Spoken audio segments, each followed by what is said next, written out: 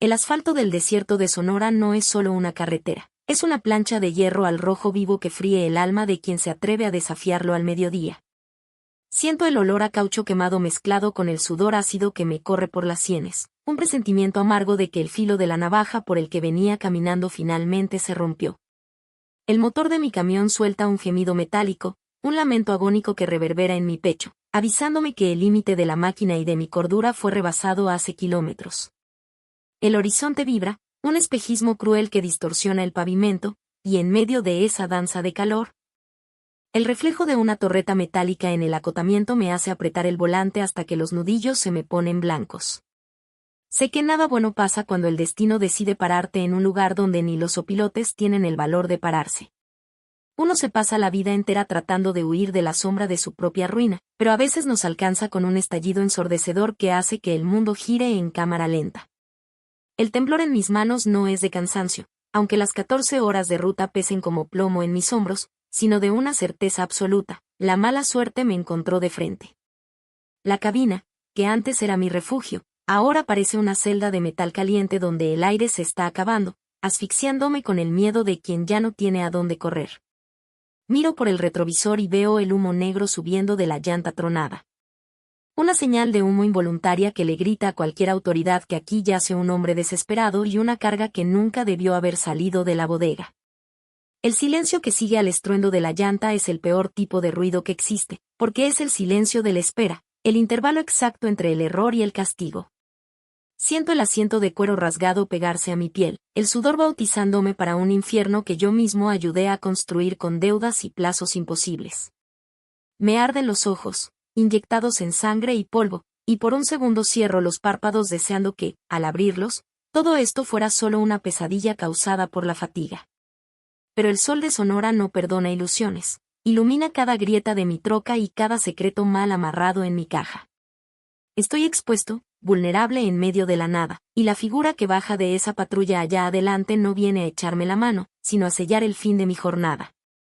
Mi rutina está hecha de asfalto rajado, café frío de gasolinera y la nostalgia de un hogar que parece cada vez más un recuerdo descolorido. Ser camionero no es una elección de carrera, es una sentencia de soledad que uno acepta para intentar mantener a flote a los que se quedaron en casa. Todos los días me levanto antes de que el sol siquiera piense en salir, sintiendo cómo me truenan los huesos y cómo la espalda me reclama por el peso de una vida entera pasada tras un volante gastado. El rugido del motor es la única banda sonora que tengo, un zumbido constante que llena el vacío de una cabina donde el único pasajero es el arrepentimiento. Miro mis manos toscas, marcadas por la grasa y el tiempo, y me doy cuenta de que cargan mucho más que piezas industriales. Cargan con la supervivencia de una familia que depende de cada kilómetro que recorro. El aprieto económico es un pasajero invisible que nunca se baja, sentándose a mi lado y susurrándome todas las cuentas que aún no he podido pagar. Las deudas médicas se acumularon como una montaña de papel que amenaza con enterrarme, convirtiendo cada flete en una batalla desesperada contra el reloj y contra la propia quiebra. Trabajo el doble para recibir la mitad, aceptando viajes que otros rechazarían, metiéndome en movidas de documentos incompletos solo para asegurar que la medicina de mi hija llegue a la mesa antes que el actuario. El sistema me ve como una refacción, algo desechable que pueden cambiar en cuanto se descomponga, y esa sensación de ser invisible duele más que cualquier herida física. La carretera, que un día fue sinónimo de libertad, se volvió una banda sin fin donde corro para no moverme del lugar, perdiendo mi dignidad en cada retén de fiscalización. La soledad es una neblina que se filtra por las juntas de la puerta, enfriando el café y volviendo los pensamientos demasiado pesados para cargarlos solo. A veces paso días sin hablar con otro ser humano que no sean los empleados del mostrador que ni me ven a los ojos, y el silencio empieza a pasarme la factura en la cabeza. Me cacho platicando con las fotos pegadas en el tablero, prometiendo que este será el último viaje pesado, que pronto las cosas van a mejorar, pero la verdad es que las mentiras que me cuento ya están muy gastadas.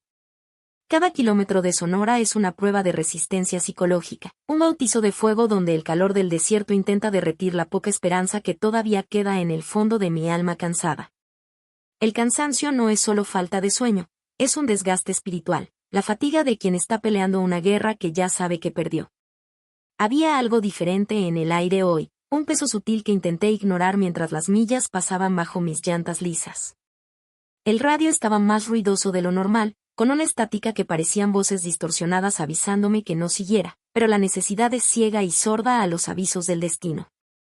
Sentí un escalofrío en la nuca a pesar de los 40 grados, una premonición de que la suerte me había abandonado en medio de esa inmensidad de arena y saguaros. Con cada barquinazo del camión, rezaba para que la suspensión aguantara un poquito más, para que la carga mal amarrada no se diera antes de llegar. Pero el destino tiene un sentido del humor muy pesado, y escoge los momentos de mayor fragilidad para demostrarte que, en el juego de la vida, la casa siempre gana y el peón siempre paga la cuenta.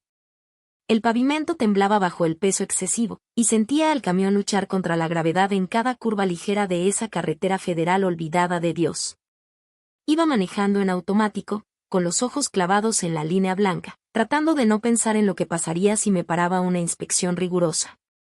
La carga de piezas industriales estaba muy por encima del límite permitido, y los papeles en mi carpeta eran solo un teatro mal armado para engañar a burócratas distraídos.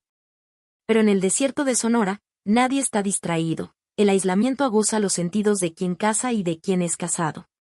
Vi el destello de la patrulla a lo lejos y supe, en el fondo del estómago, que la frágil normalidad de mi vida estaba a punto de hacerse 1000 pedazos bajo el sol implacable del mediodía. La llanta trasera no solo se ponchó, explotó como una granada de caucho bajo el calor infernal, lanzando pedazos por todos lados y haciendo que el camión diera un chicotazo que casi me arranca el volante de las manos. Peleé contra el peso de la carga, sintiendo como el remolque culebreaba descontrolado, mientras el ruido del metal raspando el asfalto subía por la cabina como un grito de auxilio mecánico. Logré, por un milagro de puro instinto, orillarme en el estrecho acotamiento, pero el daño ya estaba hecho. El camión estaba ladeado, soltando un olor penetrante a humo y hule quemado. En ese momento, parado en medio de la nada, sentí que la vulnerabilidad me pegaba como una ola de hielo, a pesar del solazo, porque ahora era un blanco fijo para cualquiera que pasara. El humo blanco que salía del eje no era mi único problema, y lo supe en cuanto miré por el espejo y vi cómo los cinchos de la carga se aflojaban con el impacto violento. Las piezas industriales, pesadas y prohibidas, se habían movido, y ahora una parte de la lona estaba rajada, revelando lo que los de la fiscalización jamás deberían ver. Bajé de la cabina con las piernas temblándome, sintiendo como el calor del suelo traspasaba las suelas de mis botas, y cada paso que daba hacia la parte trasera era un paso hacia mi propio abismo. El aislamiento de esa carretera, que antes era mi miedo, ahora era mi mayor peligro, pues ahí, sin testigos, la ley se vuelve lo que el hombre uniformado decida que sea. Esta historia es de alguien como nosotros, que se las arregla en el mundo para no dejar morir el sueño. Si esto te está calando en el pecho, ya sabes de qué hablo. Vámonos juntos en esta ruta. La exposición era total y humillante, como si estuviera encuerado a mitad de la carretera, aguardando el juicio de un Dios indiferente. El camión, que era mi machete de trabajo, parecía ahora una carcasa vieja vigilada por sopilotes invisibles, y el riesgo de perder lo poco que me quedaba se volvió una presencia física, apretándome el pescuezo. Miré hacia el horizonte y vi el polvadero que levantaba la patrulla que empezaba a moverse hacia mí, y supe que no habría excusa ni mordida que arreglara lo que estaba por pasar. La sensación de estar a merced de la suerte es la peor forma de tortura para un hombre que siempre intentó mantener el control, y ahora, el control estaba a kilómetros de distancia, perdido entre la polvareda. Cada segundo que pasaba parecía una hora, y el sonido de mi propio corazón latiendo en los oídos era más fuerte que el viento seco que soplaba sobre los cactus. Intenté, en un gesto inútil, jalar la lona para tapar la carga, pero el peso era demasiado y mis manos, sudadas y mugrosas de grasa, se resbalaban en el material rasposo. La realidad de mi situación me pegó con la fuerza de un trancazo. Estaba atorado con una carga irregular, un camión descompuesto y una autoridad acercándose para sellar mi destino. El desespero financiero que me trajo hasta aquí ahora parecía una trampa que yo mismo ayudé a poner, y el gatillo estaba a punto de ser jalado por quienquiera que viniera en ese carro de policía. La puerta de la patrulla se abrió con un chasquido seco que pareció retumbar por kilómetros en ese vacío, y lo que salió de ahí no fue solo una oficial, sino una sentencia de silencio absoluto. La oficial Elena caminó hacia mí con una postura tan rígida que parecía tallada en el mismísimo granito del desierto, cada paso haciendo que la grava del acotamiento protestara bajo sus botas impecables. El sol, despiadado conmigo, parecía trabajar a su favor, reflejándose en sus lentes oscuros de modo que no podía verle los ojos, solo mi propio reflejo sudado y miserable. Exhalaba un aura de autoridad que no necesitaba gritos. Era una frialdad burocrática que helaba el aire a su alrededor, una presencia que transformaba el calor de Sonora en un invierno repentino y cortante. Se paró a 2 metros de mí, manteniendo una distancia que marcaba claramente dónde terminaba el hombre y dónde empezaba el Estado, y por un momento, solo observó el desastre. El kepí estaba perfectamente alineado y el uniforme no tenía ni una arruga, contrastando violentamente con mi camisa manchada de aceite y el estado deplorable de mi camión. Sentí un nudo en la garganta cuando llevó la mano al cinturón de accesorios, un gesto lento y deliberado que me hizo aguantar la respiración, mientras el miedo y el respeto se mezclaban en un cóctel amargo en mi estómago. Había algo magnético y aterrador en la forma en que ignoraba el calor, como si fuera inmune a las debilidades humanas que me estaban deshaciendo ahí mismo, frente a ella. Por detrás de esa armadura de Kevlar y autoridad, sin embargo, noté un detalle que no cuadraba con su frialdad. Cuando finalmente se quitó los lentes, sus ojos no buscaban solo el delito, sino que parecían cargar un cansancio que espejeaba el mío. Respiró hondo, un suspiro pesado que hizo que sus hombros bajaran apenas 1 milímetro, una señal sutil de que ese uniforme pesaba más que las leyes que debía proteger. En ese breve segundo de silencio antes de la primera pregunta, el miedo que sentía fue atravesado por una curiosidad perturbadora, pues me di cuenta de que Elena no estaba ahí solo para cumplir un protocolo. Traía consigo una tensión que no venía en el manual de tránsito, y el modo en que miró la carga expuesta sugería que nuestro encuentro en ese punto olvidado de la carretera era cualquier cosa menos un accidente. Trataba de mantener la voz firme mientras le entregaba los documentos, pero mis dedos me traicionaban, temblando levemente frente a esa mujer que parecía leer no solo los papeles, sino cada mentira que yo intentaba sostener. Por dentro, mi mente era un torbellino de cálculos desesperados, imaginando el valor de la multa, el costo del corralón y la imagen de la cara de mi hija si no regresaba con el dinero. Sabía que la carga era un error, que la documentación era un collage de fraudes, y cada segundo que pasaba hojeando la carpeta, sentía que el suelo se me hundía bajo las botas. El sudor frío me corría por la espalda, contrastando con el calor infernal de Sonora, y me sentía como un animal acorralado que todavía trata de fingir que tiene alguna salida digna. Mateo, ¿verdad?, preguntó, sin quitar los ojos del papel, y el sonido de mi nombre en su voz sonó como el inicio de un interrogatorio para el que no estaba listo. Empezó a hacerme preguntas que se salían completamente del patrón de una infracción, queriendo saber cuánto tiempo llevaba en la ruta y para quién trabajaba realmente. Yo respondía con frases cortas, tratando de seguir las reglas y ser el camionero invisible que el sistema espera, pero su curiosidad me desarmaba. Había una grieta en la armadura de Elena, una insistencia en detalles personales que me hacía sentir que yo no era el único ahí tratando de esconder algo demasiado grande para decirse en voz alta. Mientras hablaba, mis ojos buscaban frenéticamente cualquier rastro de compasión en esos rasgos rígidos, pero el uniforme de Elena era una barrera que no permitía intimidades. Luchaba contra el impulso de confesarlo todo, de contarle de las deudas y del desespero que me empujó a esa carga maldita, solo para ver si el peso disminuía. Pero la supervivencia hablaba más fuerte, recordándome que, en estas carreteras, la honestidad suele ser el camino más rápido a la cárcel o a la tumba. El conflicto entre el hombre que quería ser y el hombre que las circunstancias me obligaron a volverme me ardía en el pecho, creando una carga emocional que pesaba mucho más que las toneladas de acero en el remolque. Elena se acercó a la cabina, ignorando el peligro del humo que todavía salía de la llanta, y empezó a inspeccionar los sellos de la lona con una atención que me daba náuseas de pavor. Yo asistía a todo en silencio, sintiendo una rabia sorda crecer por ser tan impotente ante una autoridad que parecía divertirse con mi agonía lenta. ¿Por qué no llenaba de una vez la boleta y acababa con esto? ¿Por qué seguir con este juego del gato y el ratón en medio de un desierto donde nadie me oiría gritar si las cosas salían mal? La incertidumbre era una tortura psicológica que me roía los nervios, dejándome en un estado de alerta máxima donde cualquier movimiento brusco de ella parecía una amenaza de muerte. Miraba hacia el horizonte, esperando que el tiempo se detuviera, pero el sol seguía subiendo, iluminando cada detalle de mi ruina inminente y de mi vergüenza. Me sentía un traidor a mí mismo, un criminal por necesidad, y la presencia de Elena ahí solo servía para recordarme que a la ley no le importan los motivos, solo los hechos. El silencio entre nosotros solo lo llenaba el tronar del metal del motor enfriándose, un sonido que parecía el de un cronómetro marcando el fin de mi vida como hombre libre. Nada se estaba resolviendo, y la tensión solo se acumulaba, como la presión dentro de una caldera a punto de estallar bajo el peso de secretos que ninguno de los dos quería revelar. Por fin, se paró frente a mí, la poca distancia entre nosotros siendo invadida por el olor a polvo y el perfume barato que usaba, una mezcla humana que rompía la imagen de robot estatal.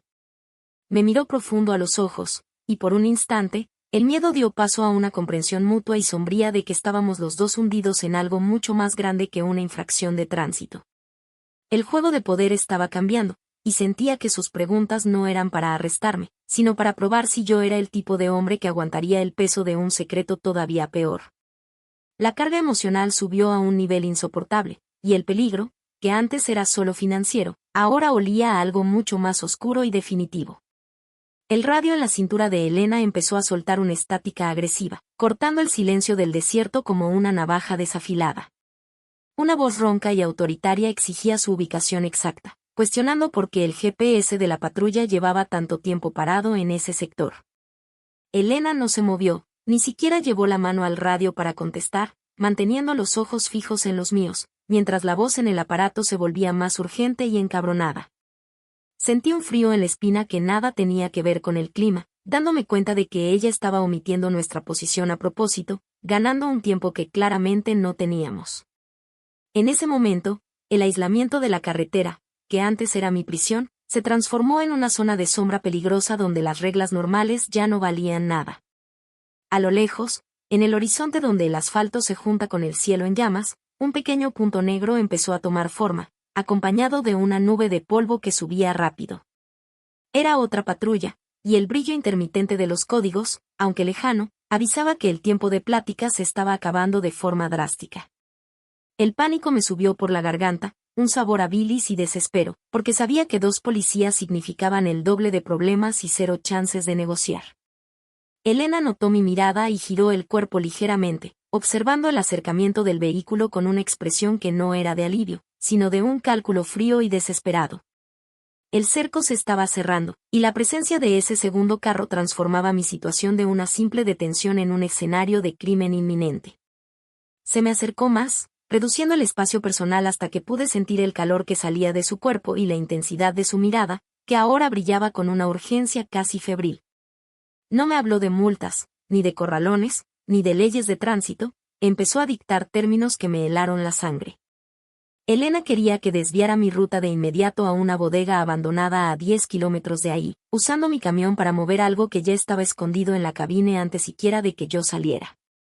El choque me dejó mudo mientras procesaba que la autoridad frente a mí me estaba reclutando para una movida chueca en plena luz del día.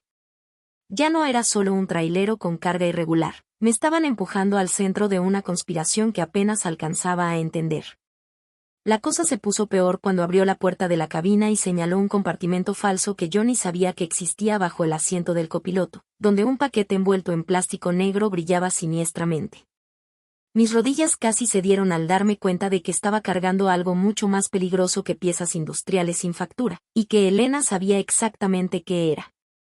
Ese paquete era el motivo de su cansancio, de su nerviosismo y de su negativa a contestar el radio, convirtiéndonos en cómplices a huevo antes de que yo dijera sí o no. El riesgo ahora era absoluto, si aceptaba, me volvía un criminal federal bajo el mando de una policía renegada, si me negaba, ella tenía un arma y el poder de decir que me resistía al arresto. Mientras la segunda patrulla crecía en el espejo, Elena empezó a hablar más rápido, su voz perdiendo la frialdad burocrática y ganando un tono de súplica mezclado con amenaza latente. Me explicó que el oficial que venía no era un aliado, sino alguien que la mataría y me enterraría en el desierto si descubría lo que había en ese paquete. La escala del peligro saltó de una ruina económica a un asunto de vida o muerte en segundos, y me vi en medio de una guerra interna de la policía. Cada palabra suya era un nuevo obstáculo, una nueva capa de miedo que me enterraba, volviendo la vastedad de Sonora demasiado chica para cualquier intento de fuga. Miré el asfalto, la lona rajada y el paquete bajo el asiento, sintiendo que mi vida se había acabado en el momento en que tronó la llanta. Un nuevo personaje estaba por entrar en escena, y el polvo que levantaba parecía una mortaja tendiéndose sobre mi camión y sobre mi dignidad.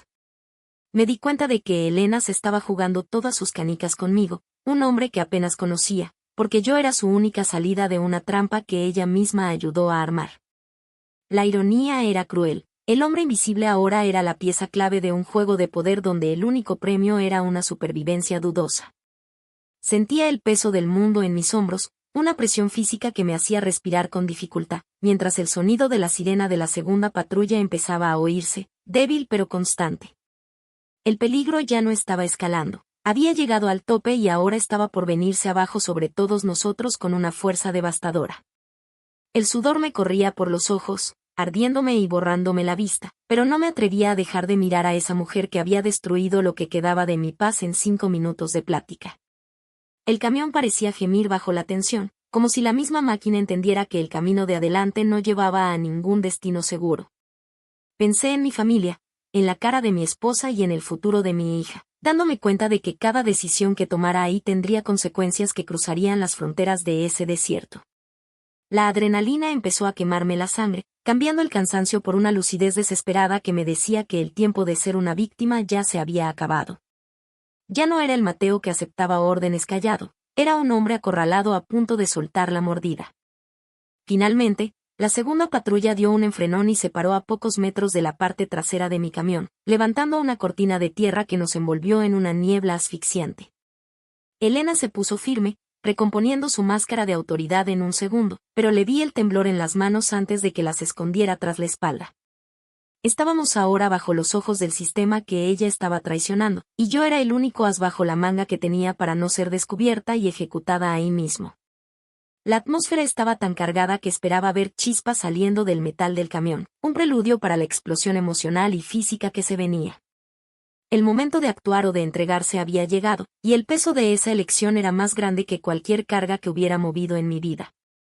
El aire dentro de esa cortina de polvo parecía haberse vuelto vidrio, a punto de quebrarse con el menor movimiento, y fue ahí, entre el brillo de la patrulla que llegaba y la mirada desesperada de la oficial Elena, que algo dentro de mí finalmente se rompió. Ya no era el camionero invisible, el pobre diablo que aceptaba los golpes de la vida con la cabeza agachada. La humillación de ser usado como un títere criminal por quien debía protegerme me caló hasta el fondo del alma. Con un movimiento brusco, me lancé sobre ella, no con los puños, sino con la furia de quien no tiene nada más que perder, y le arrebaté de las manos la carpeta con los documentos que contenían no solo mi ruta, sino las anotaciones ilegales que acababa de hacer. El silencio que siguió fue atronador, roto solo por el clic de un encendedor que saqué del bolsillo, manteniendo la flama cerca de los papeles que podían condenarla o salvarnos de esa trampa mortal. Elena dio un paso atrás, la mano bajando instintivamente a la funda del arma, pero se detuvo cuando vio la determinación suicida en mis ojos, esa chispa de locura que solo el desespero absoluto logra encender. Ya no le estaba rogando clemencia, estaba dictando los términos de un pacto de sangre en medio del asfalto caliente, amenazando con quemar cada prueba o gritar la verdad al oficial que acababa de bajarse. El peso psicológico de ese enfrentamiento era casi insoportable, un duelo de voluntades donde mi dignidad herida se volvió mi arma más peligrosa contra su autoridad. En ese momento, crucé una línea sin retorno, convirtiéndome en un chantajista por necesidad. Un hombre que prefería ver que todo ardiera antes que ser aplastado silenciosamente por los engranes de un sistema corrupto que ella representaba también.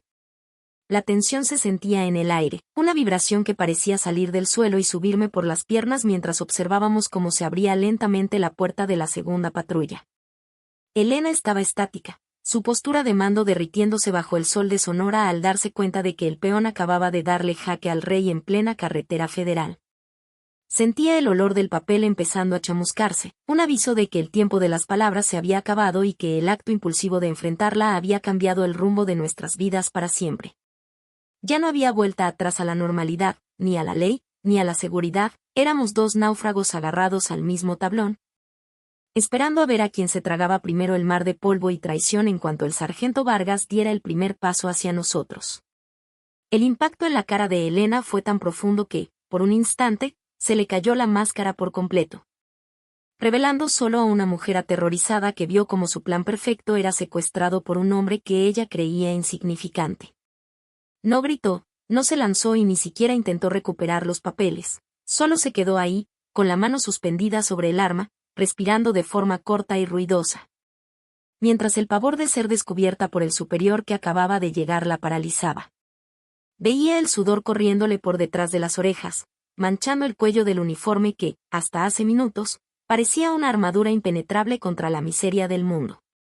Su reacción no fue de enojo, sino de un reconocimiento mudo de que el juego había cambiado de manos y que el camionero quebrado ahora tenía el poder de destruir su carrera y su vida con un solo gesto de rebeldía.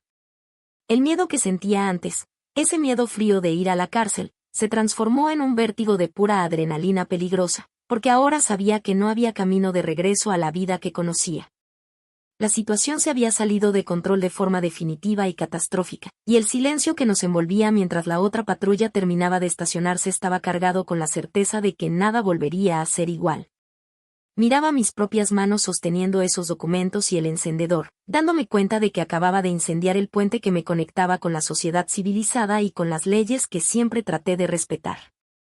El mundo alrededor parecía haber perdido el color, dejando solo el gris del asfalto, el café del polvo y el brillo metálico de una tragedia que se estaba escribiendo en tiempo real bajo el sol impiedoso. La puerta de la segunda patrulla se cerró con un golpe pesado, metálico, que sonó como el mazo de un juez sellando nuestro destino colectivo en ese tramo olvidado de Sonora. Sentí el temblor en las manos de Elena intensificarse, una señal clara de que la jerarquía policial que la protegía ahora era su mayor amenaza, y que yo era su único y más peligroso aliado. El oficial que bajó del vehículo no venía con la duda de quién quiere ayudar, sino con la certeza de quien vino a cobrar una cuenta o a tapar un error, y la atmósfera se puso tan densa que costaba hasta respirar. El desespero era ahora territorio común entre nosotros, y la sensación de que el desierto estaba a punto de tragarnos enteros se volvió una presencia física, asfixiando cualquier pensamiento de huida o de rendición que todavía quedara en mi mente cansada. El hombre que bajó de la segunda patrulla no era un simple oficial, era el sargento Vargas, un tipo cuya fama de mano dura y negocios turbios corría en cada parada de traileros a lo largo de la frontera. Caminaba con una calma de depredador, el peso de sus pasos haciendo rechinar la grava bajo el sol, mientras sus ojos pequeños y gélidos escaneaban la escena con la precisión de un verdugo. Vargas representaba al sistema en su forma más brutal y podrida, el tipo de autoridad que no se conforma con arrestar, sino que necesita pisotear la dignidad de quien se le cruza. Al verlo, entendí que el riesgo de antes era un juego de niños. Ahora, Elena y yo estábamos frente a la fuerza que no acepta errores, una amenaza que volvía el desierto un cerco sin salida, donde la única ley era el silencio o la muerte. La presencia de Vargas reforzó el sentimiento de impotencia que yo trataba de pelear, pues no me miraba como a un infractor, sino como a un estorbo desechable en algo mucho más grande que una detención de carga. Se paró junto a Elena, y la sombra que proyectaba sobre ella parecía ahogar cualquier rastro de la rebeldía que ella había mostrado minutos antes. El antagonismo ahí era absoluto. Él era el mentor que conocía cada una de sus debilidades y el verdugo que no dudaría en enterrarnos si lo que estaba escondido en esa cabina salía a la luz. El cerco estaba cerrado, y la sensación de que éramos dos insectos a punto de ser aplastados por una bota estatal nunca fue tan real, dejando claro que el peligro ahora era una entidad viva, hambrienta y armada con una placa que solo servía como licencia para el crimen. Vargas camina ahora hacia la cabina, cada paso suyo es un clavo que cierra mi ataúd, y el sonido de sus botas en el asfalto rajado retumba como una cuenta regresiva para el desastre. Tengo la mano en la llave de encendido, el metal frío quemándome la palma, mientras mis ojos se cruzan con los de Elena en un último y desesperado ruego mudo de auxilio que me lanza. Ella sabe, y yo también sé, que si él abre esa puerta y encuentra lo que está escondido en el compartimento falso, no habrá explicación, mordida ni súplica que nos salve de la furia del sistema que él protege. El dilema moral me parte el pecho. Prendo este motor e intento una fuga suicida llevándome su secreto, o espero el juicio de un hombre que no conoce la palabra misericordia. Lo que Elena me obligó a cargar en ese paquete envuelto en plástico negro es una bomba de tiempo que puede destruir vidas mucho más allá de las que están pisando este asfalto hirviente de Sonora. La duda me carcome mientras veo la mano tosca de Vargas acercarse a la manija de la cabina, y el silencio del desierto se vuelve tan pesado que siento la sangre latir en mis sienes con una fuerza ensordecedora.